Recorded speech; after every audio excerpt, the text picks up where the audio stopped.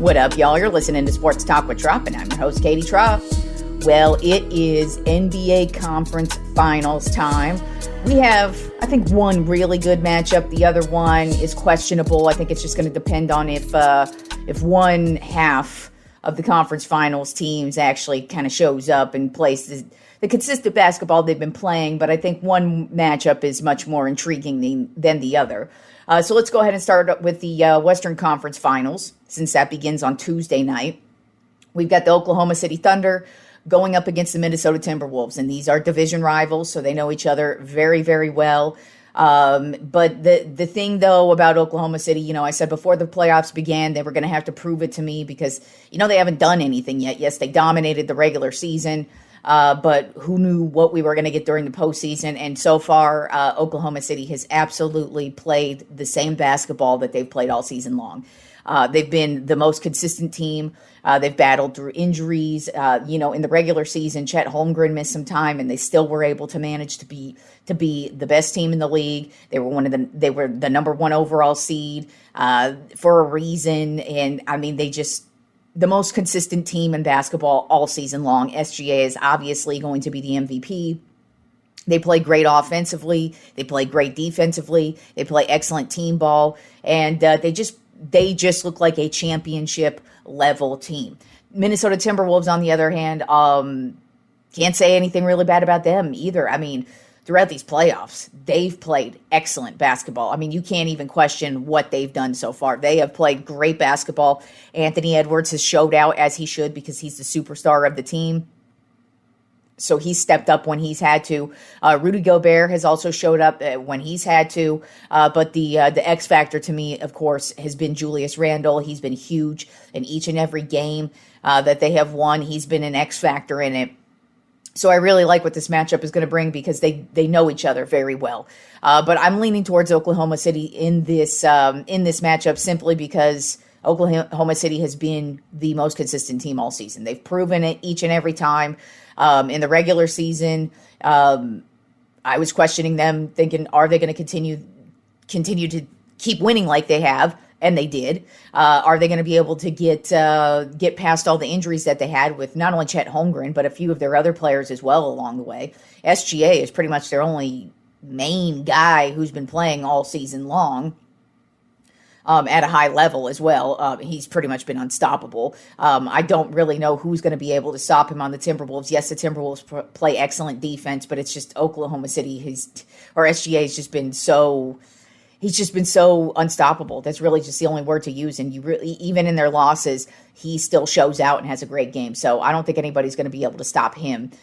Even Julius Randle, who's been playing great. But the thing about the Timberwolves is they also came into the playoffs hot as well. They were probably the hottest team heading into the playoffs, had a great second half of the season, just really had to find their way at the beginning of the season, especially on the defensive side of the ball. But they've really put it together and really, like I said, have showed out during the postseason. But I just think Oklahoma City has passed the test every time they've been asked to pass the test. And I think they're just going to do it again. They look like they are ready to make a championship run. So I have Oklahoma City winning the Western Conference Finals in 6 games.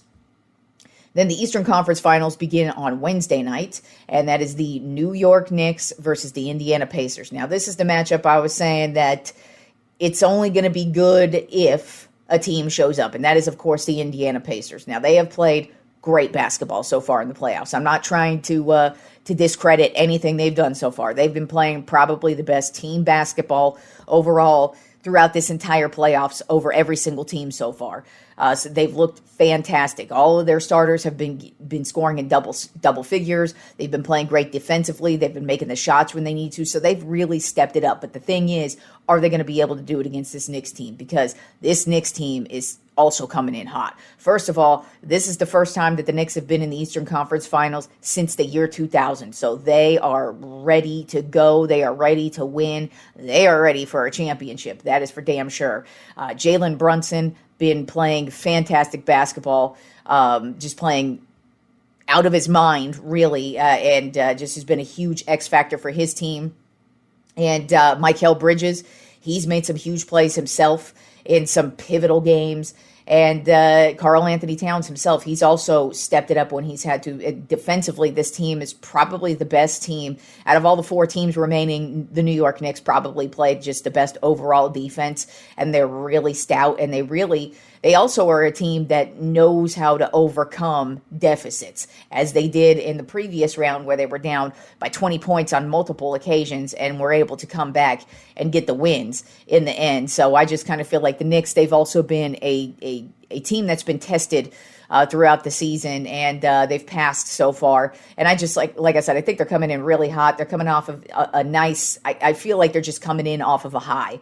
And the Pacers, I just don't really see them continuing to play the basketball that they're playing. I'm looking forward to the matchup if they keep playing the way they do.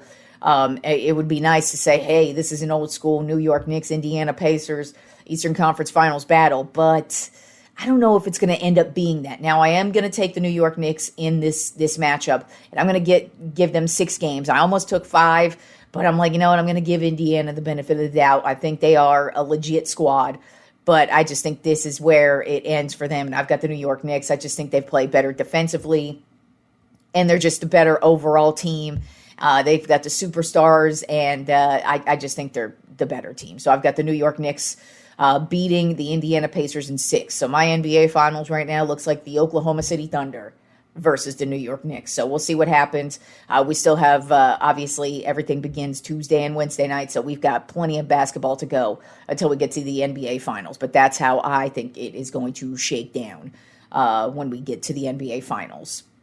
Moving on to baseball and my top 10 MLB Power Rankings for this week, we have us a new number 1. The first team in the league to hit 30 wins on the season. As a matter of fact, they were at 31 wins. That is the Detroit Tigers. I told you to watch out for this team at the beginning of the season. This is the team that I have going to the World Series, as a matter of fact. Or did I? They're either in the ALDS or the ALCS, or they go to the World Series. I'm pretty sure I picked them to go to the World Series. Regardless, I've got them going far in the playoffs. So I'm not shocked that they're number 1, but they are just playing excellent baseball. And like I said, first team to hit 30 wins on the season. And they are 31-16 on the regular season so far, 7-3 in their last 10 games. This past week, they took the series over the Boston Red Sox and the Toronto Blue Jays. As a matter of fact, with the Red Sox, they swept right on through the Red Sox. They've just been playing excellent baseball. Just on every level, with their pitching, with their bullpen, with defensively, and then, of course, offensively. Spencer Torkelson having a phenomenal year with 12 home runs, 38 RBI. Riley Green is having a fantastic year, batting a .275 with 11 home runs and 30 RBI. And this team is just hot. They play everybody well. It doesn't matter if it's a division opponent, if it's the worst team in the league, or if it's the best team in the league. They come and bring it at each and every game, and they seem to be getting better as the season wears on, and we are only in May. Then at number 2 on my top 10 MLB Power Rankings of the Los Angeles Dodgers, overall record of 29-18. They are 4-6 in their last 10 games. This past week, they took the series over the A's, but got swept this weekend by the Los Angeles Angels, which was pretty hilarious. But even so, they are still they are first in the league with 272 runs. So it's not like they're having any issues scoring any runs on the season. As a matter of fact, they scored 19 on the A's earlier in the week, but they just laid a complete egg against the Los Angeles Angels over the weekend. But Freddie Freeman is having a fantastic year himself. He kind of started off slow because, he was injured, but now he is on fire, batting a .371, which is just behind Aaron Judge for the batting average right now, and 9 home runs and 34 RBI. So Freddie Freeman is starting to get going, and that says a lot for the Dodgers because they've already got a ton of offense, and now you got Freddie Freeman back to where he's used to at the level he's used to playing. And at number 3 on my top 10 MLB Power Rankings of the New York Yankees, overall record of 27-19. They're 7-3 in their last 10 games. This past week, they beat the Seattle Mariners in a close matchup. It was pretty much a crazy game in all three matchups between them. Came down to the end in a lot of them. And then, of course, they took the series over the New York Mets as well over the weekend. And, of course, it's just all about Aaron Judge continuing his monster season. Yet again, it feels like every year is a monster season for him, and he just gets better. For once, he's not leading the league in every hitting category, but still, he's right up at the top, and he's probably going to be up at the top all season long. But right now, he leads the league with a batting average of .401, so still in that 400 area. 15 home runs, which is second place for him. He's actually tied at second place behind Shohei Ohtani, who took the lead with 16 home runs. And then 41 RBI, which is second place as well, behind Wilmer Flores of the San Francisco Giants, which I cannot believe. He's got 42 RBI on the season. So, Aaron Judge, continuing his monster year. But guy who's actually starting to really heat up right now is Cody Bellinger. He had a huge grand slam in last night's game against the New York Mets. But it's not just last night's game. He's really been starting to get going the last couple of weeks. And once this guy gets hot, you really got to watch it. Offensively, the Yankees are really having zero issues right now. It's still the pitching is probably their most inconsistent thing about them is their bullpen for sure. But some of their starters get blown up as well. But the hitting, no issues there. Then at number 4 in my Tropp 10 MLB Power Rankings this week, falling a little bit, the New York Mets, overall record of 29-18. They're 6-4 in their last 10 games. This past week, they beat the Pittsburgh Pirates, but lost the series to the New York Yankees. Really, though, even though they lost the series to the Yankees, they're still having a great year, especially on the pitching side of things. Both of their pitchers, Holmes and Canning, have 5 wins on the season, and they've just got a lot of depth at the starting pitching position. Pretty much all their guys are pitching out of their minds right now. And, Soto, he's still cold. Pete Alonso, still hot. But I haven't really discussed Francisco Lindor much this season, but he's starting to get going himself. He's batting at .283 with 9 home runs on the season and 28 RBI. So he's starting to get going. Even though the Mets lost to the Yankees, that's just one series. They still are playing fantastic baseball. It's still one of the top teams in the league. Then at number 5 on my Tropp 10 MLB Power Rankings are the Philadelphia Phillies. Overall record of 28-18. They're 7-3 in their last 10 games. This past week, they lost the series to the St. Louis Cardinals, who are shockingly the hottest team in the league right now. Them and the Minnesota Twins, 2 of the hottest teams in the league. Who would have thought?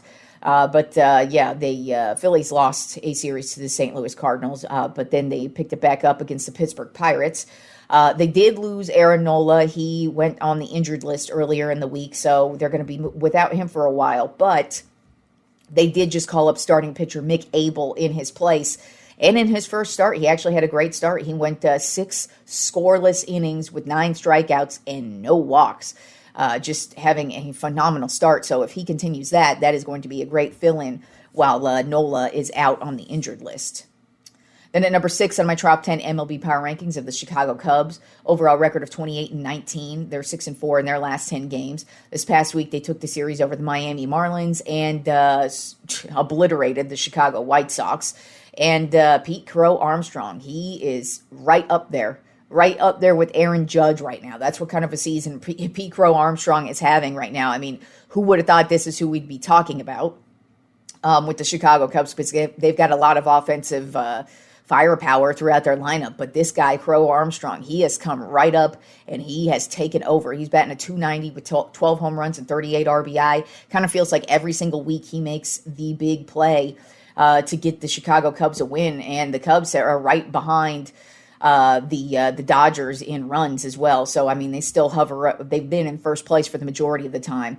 And then kind of fell back for the last couple of weeks, but they still are in second place and still right up there. And even though they're missing a good chunk of their starting pitchers, they're still playing fantastic baseball and having zero issues scoring runs.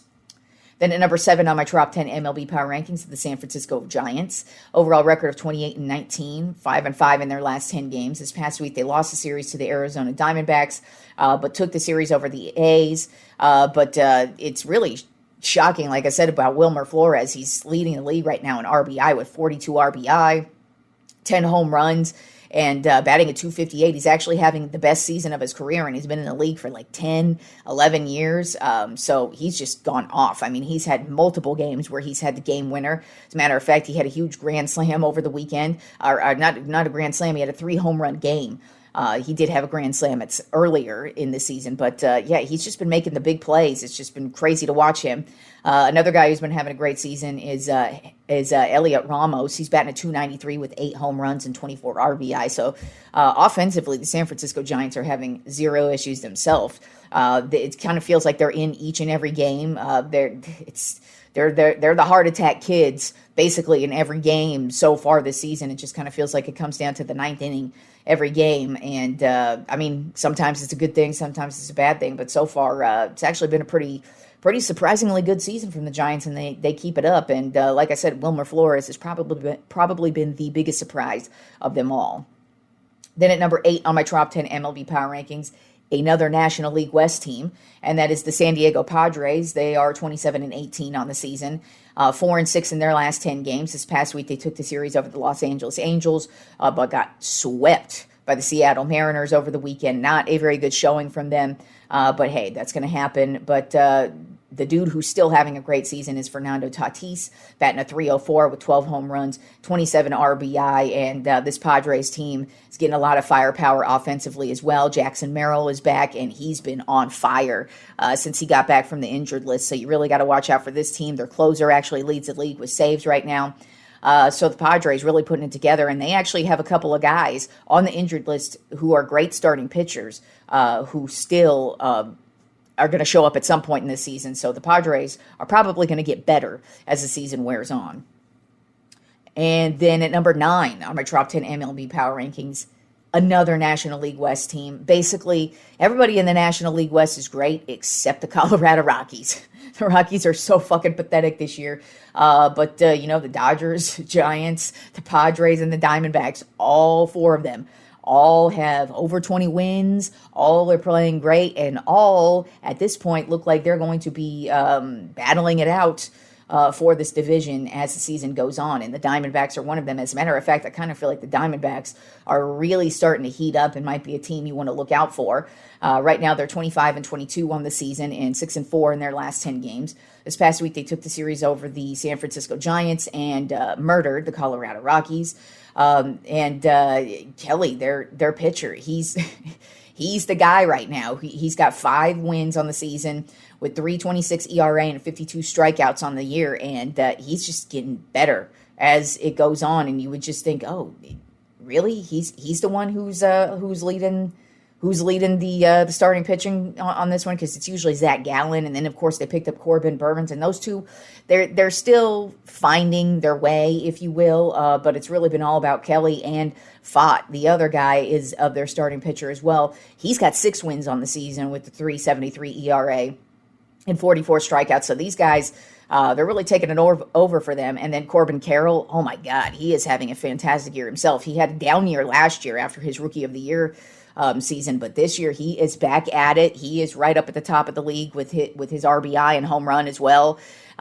This is just a very hot Diamondbacks team. They're young, and they've got a lot of offensive firepower, and the starting pitching, if Gallen and Burns are able to find their way towards the end of the season, this is going to be a really good team if they end up making the playoffs. And they're going to be really difficult to beat in like a 7-game series because of the depth that they may have at the starting pitching position.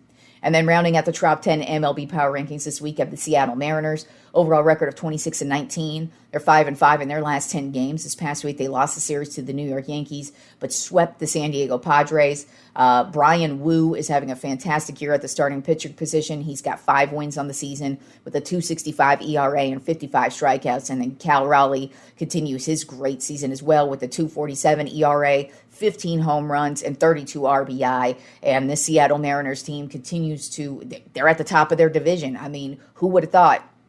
In the division that they're in with the Rangers and the Astros, who would have thought that the Mariners would be dominating this one? But they absolutely are, and we'll see how long it lasts. It's probably going to be a battle to the end, but the Seattle Mariners, they look really solid with the starting pitching and offensively and defensively. All right, y'all, enjoy the rest of the week of sports, and I will talk to you fools on Friday.